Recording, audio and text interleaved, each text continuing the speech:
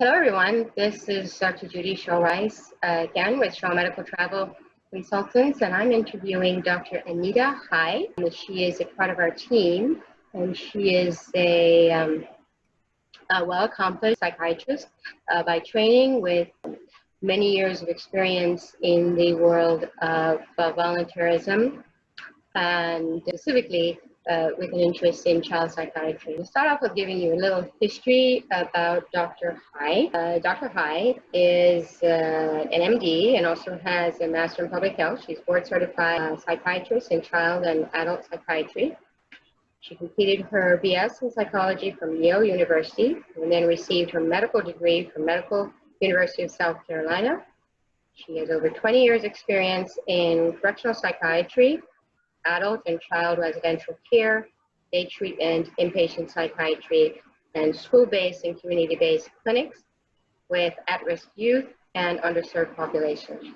She started going on mission trips as a teenager and has been doing that for over 20 years of service trips and faith-based and also nonprofit organizations.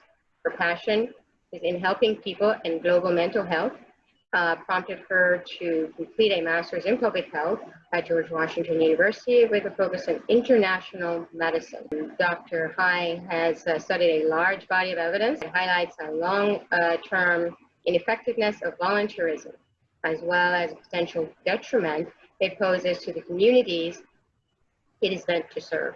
So with that information, Dr. High is going to help us to understand what the pitfalls are involved with regards to volunteerism and the effect that volunteerism has on those intended to help, and also possibly even those who are doing the helping, the long-term and the short-term effect of such assistance. So, Dr. High, can you give us a little history about your involvement with volunteerism and what you're currently doing? Okay, so I think I'll start with the fact that I feel like I'm a product of volunteerism in the sense that what I'm doing now is because of the experience I've had volunteering abroad. And so I think to not negate the positive aspect in the sense that, you know, as a teenager, even though my family is from the Caribbean, I had visited the Caribbean multiple times. It wasn't until I did a mission trip as a teenager that I really grabbed a hold of, I can do good in the world. And at that time we were working on a building project.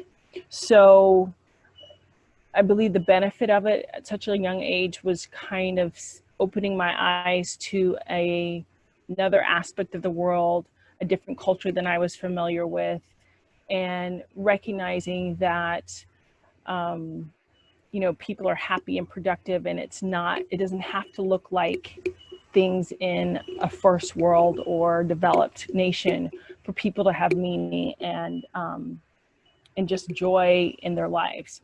And actually probably more so than what I saw in my experience in my circle at home. So that was really impacting for me as a youth. And I looked for those opportunities as an adult.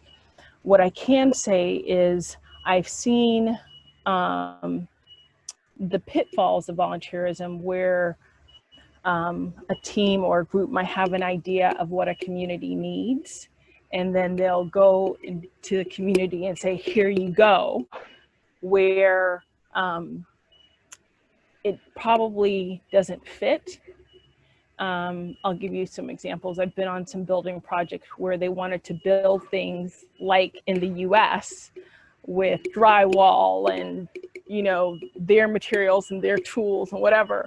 And after a few years, this country has a lot of rain.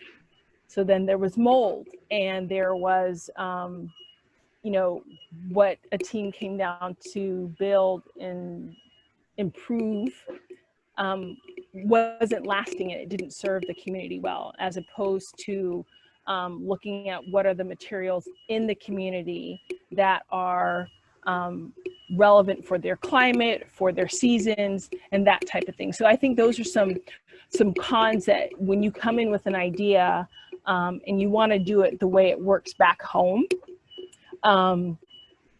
you're probably not going to serve the community well, as opposed to working with the community and say, what kind of building projects do you use? What kind of materials are lasting in your area, so that it serves them well. There are a lot of, I've done a lot of volunteering at orphanages and have seen positives and negatives. I think it's important to create a context. So, you know, there's a lot of studies that show that if you have people volunteering as caregivers, you're actually reinforcing a lot of unstable attachment, because you're putting people that are coming and going in their lives. And so, can you explain a little bit of what you mean by unstable attachment? So what I mean as a child psychiatrist, and most people who study psychology know that the bond between a child and their primary caregiver is what sets the foundation for healthy relationships in their future.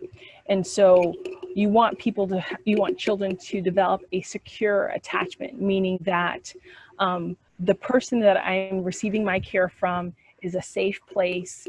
And with this security, I feel confident to explore my surroundings, and I can, I know that when I come back, that this person's going to be there. And so when you have caregivers that are not permanent, what you can develop are insecure attachments, and those can be anything from anxious, where a kid might be over clingy and they don't feel free to explore their environment like most kids should, because I'm not sure if you're going to be here. Or you can have what's called other attachment styles, where the kid is maybe over familiar with people who are strangers because they're indiscriminate with who they attach to. And then there's the disorganized, where the kid doesn't really know how to interact. And usually you'll see that in situations where there's been abuse. So the same place where I go for comfort and security and food is the same place I also get abused and hurt and harmed. So you know, volunteering as a caregiver is not so much going to cause that abusive type style, but it can reinforce these kind of anxious and other styles of insecure attachments. Now, that's what I mean by attention. Now, do you consider, when you say caregiver, I mean, I think there's so many different definitions of caregiver. So in the volunteer world, what do you call a caregiver? So that'd be like if I'm volunteering to be like a matron or a patron at a group home or a orphanage, or if I'm going to be one of the people that is actually providing the direct care. So that's different from, say, I'm at an orphanage and I am volunteering to teach a class. I have a specific role there. Right. That's not like I'm your mom or dad or the person you come to for care. So I think— So there's a distinction there. There's a distinction there. And I also think that I've seen children get overly attached to people who volunteer, even in building projects. And so I think it's important that when you're in those settings, that there is a context. Because kids are smart. Kids understand more than you think. And so I've seen in some settings where, okay, these people are coming to do stuff in our home or our compound or whatever because you guys are really important. Not because they're supposed to be your family. The child is thinking that these people coming are really important. No, the child feels that they're really important. And the child is important because these people are coming to beautify their home. Got it. Okay. You know, and these people are not their family. The people who take care of them is their family. It's kind of like having visitors. Yes. You know? Then Yeah. So you made a distinction there between someone who's coming to teach versus Hmm. someone who's coming to help in an orphanage. Yeah, coming as a So caregiver. Like if as a I'm just going to be caregiver, there for a year right? to take care of the babies and all that stuff, Yeah. and then you have then you're building a relationship. Hmm. So unless you're going to maintain that relationship long term, it's better to volunteer in a role where you're not like a direct caregiver Yes. for the child. And And you don't consider being a teacher, because I know there's lots of volunteer programs where there's people there are people who go as a foreign language, or there are people who yeah, go as teachers. And so yeah. can you speak to the influence maybe that has? Well, you know, I haven't done any like specific research of the difference between a caregiver or someone who's volunteering in Yeah. another outside role. But what you know about your teachers, kids have bonds with their teachers. Yeah. That's not anything that we can deny.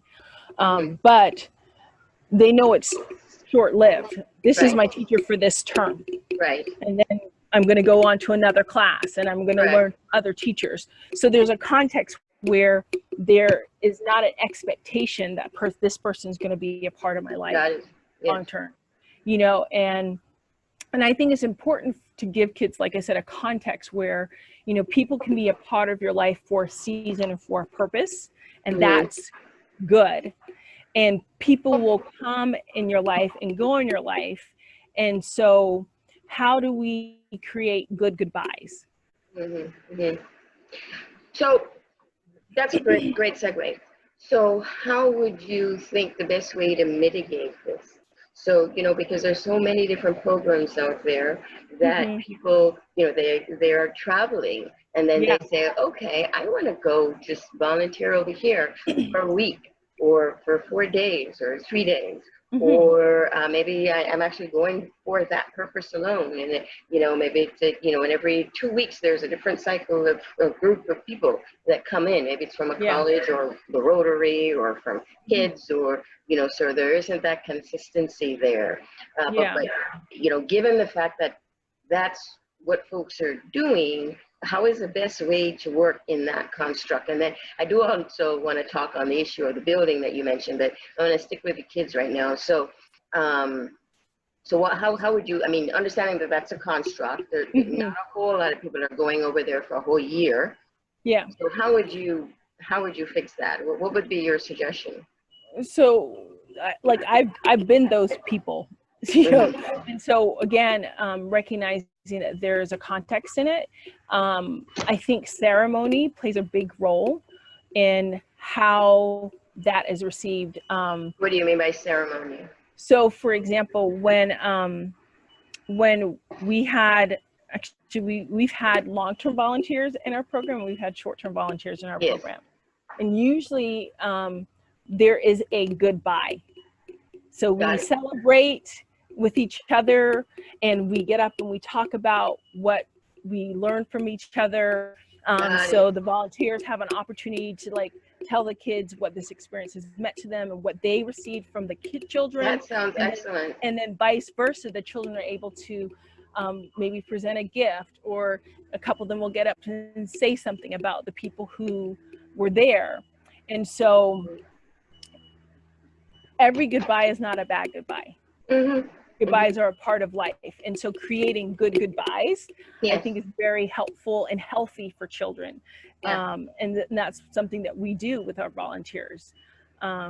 You know, there's a party at the end, and we get to celebrate and have cake together and present gifts to each other, and Yes. those type of things. Great. So, yeah. And do you recommend continuing a relationship? Maybe, back in the day we used to have pen pals, but nowadays we have different types of things. So, do you suggest continuing that relationship even though the volunteer may have left and gone back to their country? Should they communicate still, or should you just stop the bond because maybe you're building up some expectations with the child that may not be healthy, or how do you suggest on that? So that's really great question. And we actually even grapple with this in our sponsorship program, because we have children that have sponsors that sponsor them, and maybe they write them on their school breaks, and some of them might get letters back, some of them might not get letters back.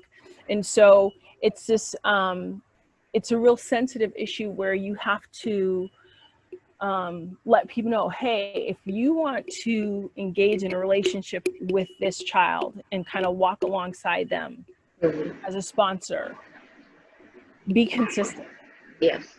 You know, if they write you, write them back, those type of things. If you just want to support what we're doing, then just give a general donation, and that's great. All the kids are going to benefit from that. But I think it's really important to let people know that when you say you're going to engage in a relationship as a sponsor, then there's an expectation on that child's side. And if you're not going to be able to meet that, don't set that expectation. Right.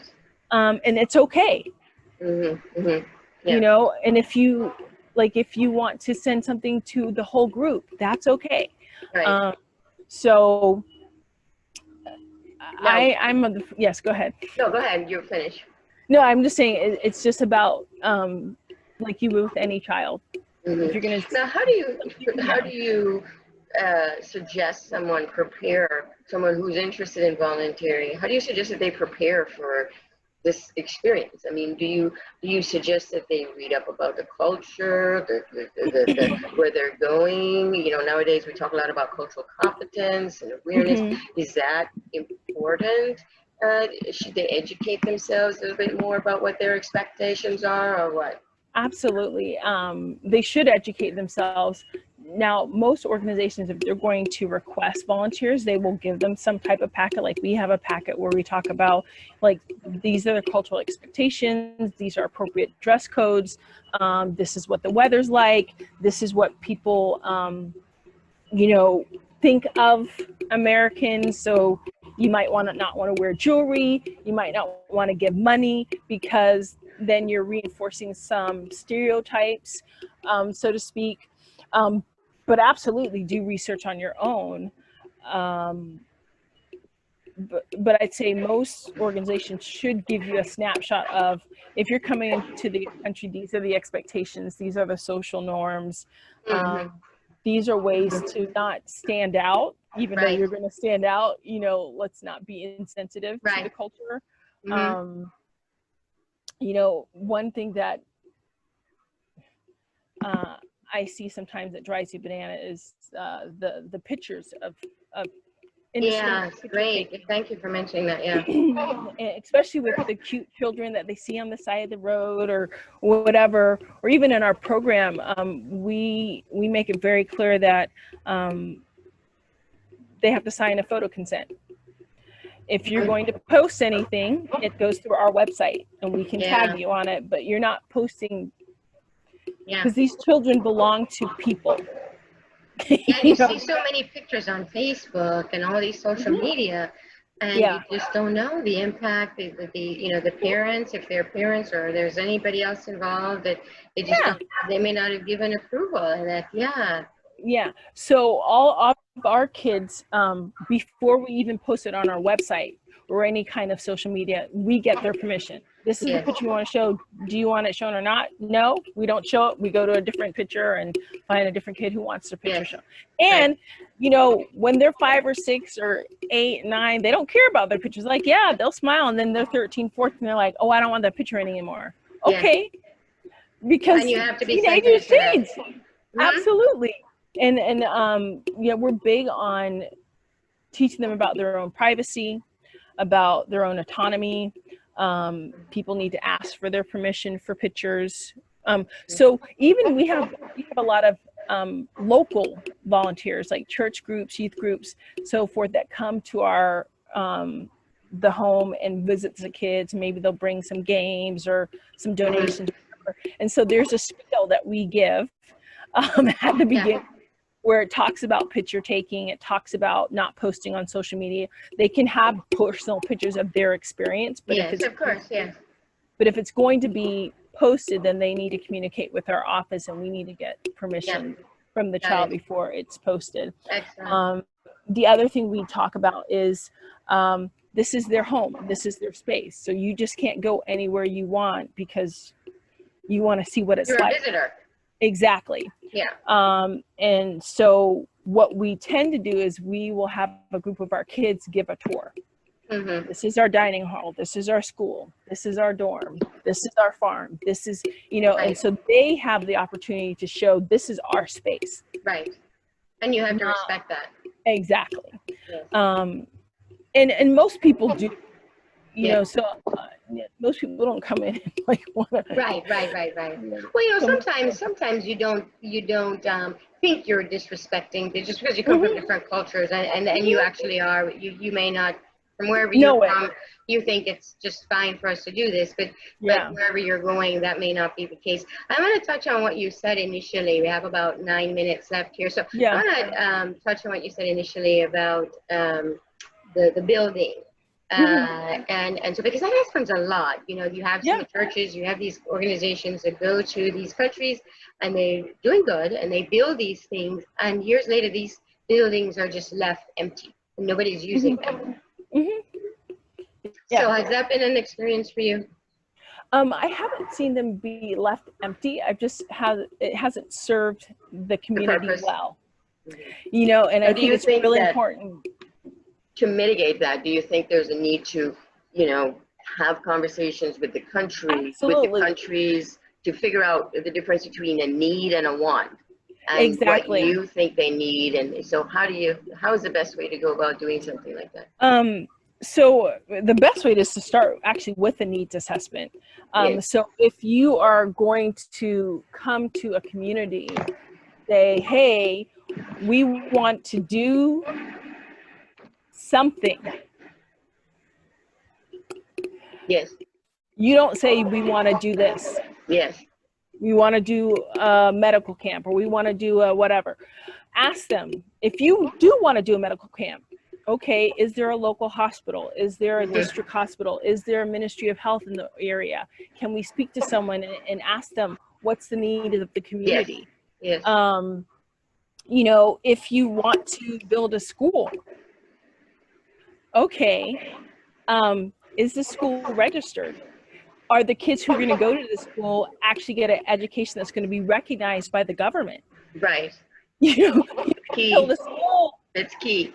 Or a church, but if they don't have the qualifications or they haven't gone through the steps of being registered, then even the test that you take isn't going to be able to place them into, depending on the, you know, in Kenya, there's a testing system that, you know, if I pass this test as a primary student, I can go into secondary school, but you have to be at a registered school for that test to count.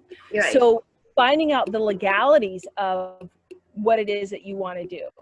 You know, there are many churches that want to start schools, which are noble causes, because the public school system, like here, isn't up to par to a lot of private schools. But then, do they have the resources? Have they gone through the proper channels? Do they actually own the land? Which is a huge deal. Because if they don't own the land, you build, you know, there was a project that was started a couple miles from where we live, and it's abandoned. They're these half-built school buildings that nobody's using. So, you know, making sure that whoever you're working with has the proper credentials. They've gone through the legal channels of the country. Otherwise, it's going to be a fruitless endeavor. So there's some planning that really needs to be done, particularly if you have the heart in this, that's what you want to do, as opposed to having a certificate or some sort of a plaque on your wall to say that, oh, I've done some good.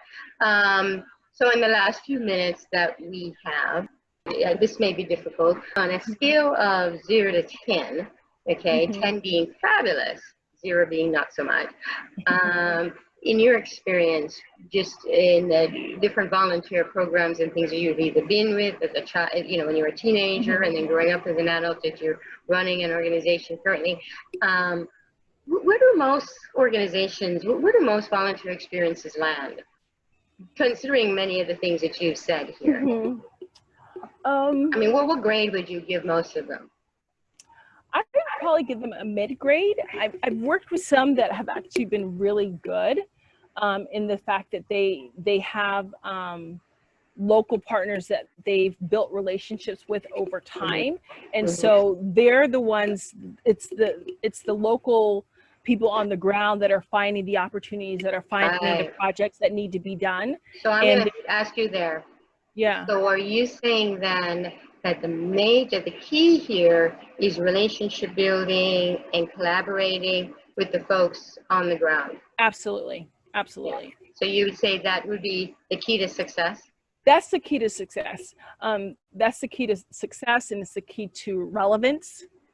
And it's also the key to longevity. Right. Which is important. Yeah. Okay.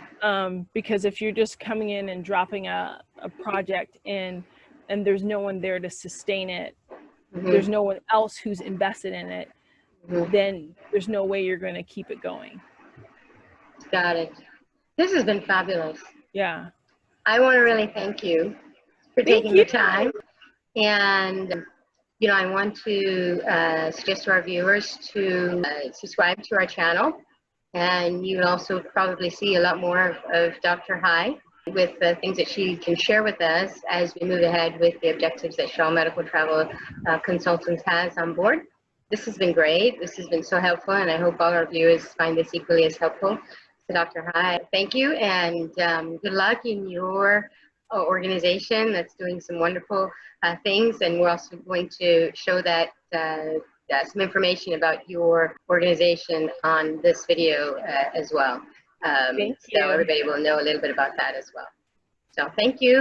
Everybody, this is Dr. Aneita High and Dr. Shaw Rice, and this is Shaw Medical Travel Consultants. Thank you.